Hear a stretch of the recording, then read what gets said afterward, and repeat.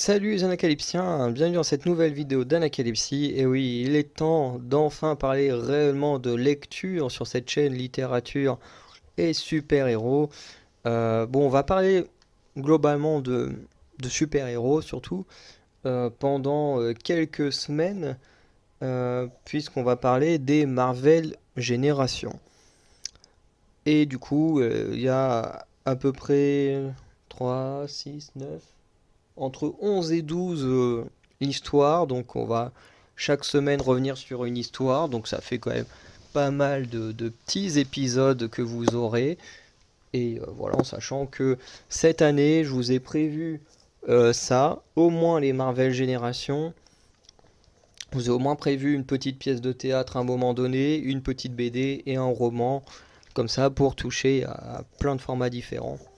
Donc voilà, pour cette année.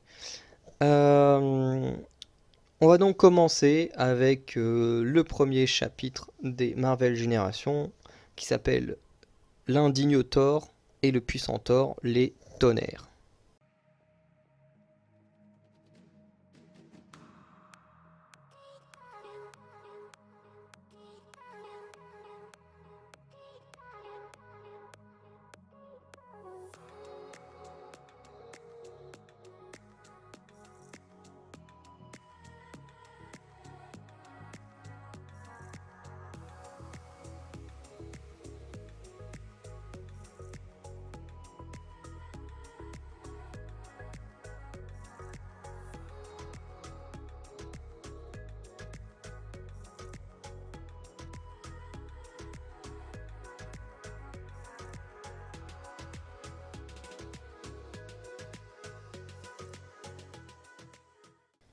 Donc on découvre d'abord Thor Odinson qui veut soulever le marteau Mjolnir mais qui n'y arrive que de quelques centimètres. Il pense, parce qu'il voilà, il pense qu'après avoir combattu des géants pendant 9 jours, qu'il pourrait être digne de porter Mjolnir, mais Odin, lui, il refuse qu'on touche au marteau, et surtout pour Odin, ben, Thor n'est toujours pas digne de porter Mjolnir. Du coup, Thor doit se rendre à une cérémonie avec les dieux de Vanaheim, et ce dernier est vexé comme un petit garçon parce qu'il doit porter un costume qu'il déteste, qui est comme le costume traditionnel de Thor, enfin du moins dans les comics, hein, de ne pas avoir de marteau, ni d'alcool, ni de pouvoir aller à Midgard, bref. J'ai un moment, je sais plus ce qu'il dit, mais en mode oui, on va aussi m'interdire ça, ça, on dirait vraiment un gosse.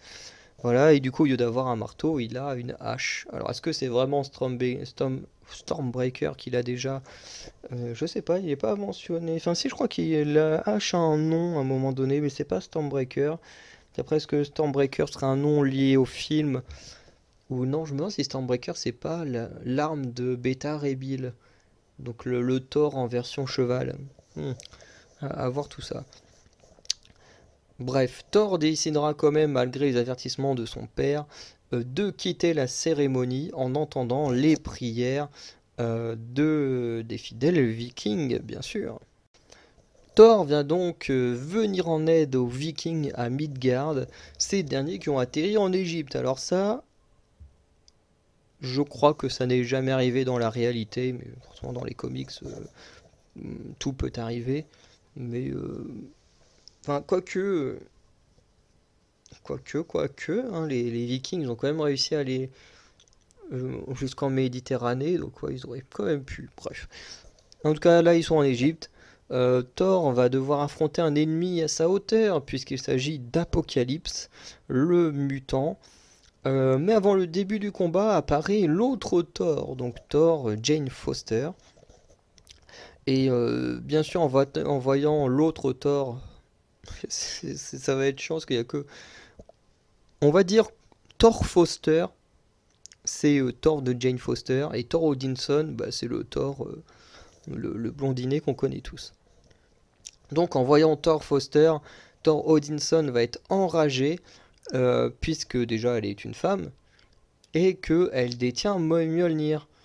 Et il comprend pas pourquoi est-ce que elle serait digne et pas lui. Alors, encore une fois, faut souligner que l'histoire se déroule à l'époque des Vikings, donc à une époque où les femmes n'étaient pas spécialement bien traitées. Voilà, donc faut pas oublier de remettre les choses dans leur contexte, quoi. Donc pendant le combat, on revient un peu sur le background de Jane Foster, donc qui est atteinte d'un cancer, et qu'en fait le seul moyen de ralentir le cancer, c'est d'être en version Thor, donc posséder le marteau et tout ça. Sauf qu'au final, ben, dans les deux cas, en fait, d'une certaine manière, ça tue Jane Foster. Parce que si elle reste en Jane Foster, elle meurt du cancer, mais si elle reste en Thor, ben Jane Foster, d'un côté, elle meurt, puisque ben, si elle reprend jamais cette forme-là, techniquement, Jane Foster n'existe plus, puisque elle devient une Thor. Bref, j'ai trouvé ça plutôt sympa de faire un peu le recap pour les gens qui ne connaîtraient pas forcément l'histoire de cette Thor-là. Voilà. Et pendant que Thor affronte Apocalypse, Thor Foster va tomber sur Loki. Voilà. Et on apprend que les Vikings sont en Égypte à cause de lui et que, comme à de nombreuses reprises, il a voulu tendre un piège à son frangin Thor Odinson. Après avoir vaincu Apocalypse, les Vikings et les dieux partiront notamment avec le nez du sphinx. Je trouvais la petite rêve plutôt sympa. Jane Foster va donner à Thor le conseil qui est que pour soulever Mjolnir, il doit laisser faire son humanité. Et ouais, chose avec laquelle notre ami Thor a un petit peu de mal de laisser son humanité en avant. Voilà, il est très imbu de lui-même, un peu comme le Thor au début de Thor 1. Voilà, ultra arrogant, c'est je suis un dieu, je suis très fort, je suis très beau, enfin je suis meilleur que tout le monde, voilà. Et au final, voilà, il va devenir digne du marteau quand il va vraiment euh, changer de comportement, de manière de penser et tout ça. Et malgré les conseils de Jane Foster, bah, dès qu'il va rentrer chez lui, il va tenter de soulever le marteau et il n'y arrivera pas beaucoup plus qu'avant parce que, bah, bien sûr, il est toujours pas digne. On découvre ensuite qu'Odin a une relation, enfin du moins a eu une relation avec le Phénix. Phénix qui lui conseillera notamment de ne plus l'appeler sous peine de détruire Asgard. Donc elle est en mode grosse connasse et tu me rappelles ici, je tue tout ton royaume. Voilà. Notre histoire d'amour c'est du passé, c'est fini. Voilà. Mais Odin nous dit qu'elle lui manque.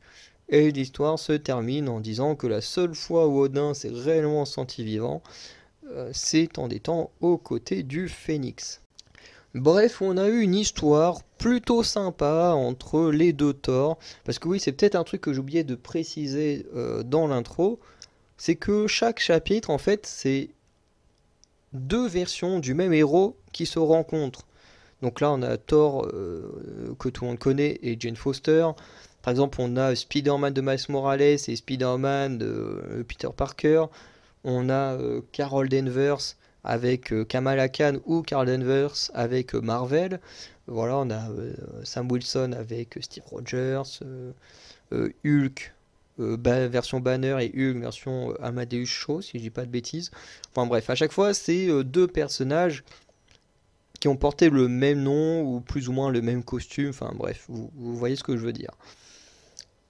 Et du coup, là, on a une petite histoire avec les deux Thor avec un petit affrontement contre Apocalypse. Honnêtement, j'ai trouvé ça plutôt sympa.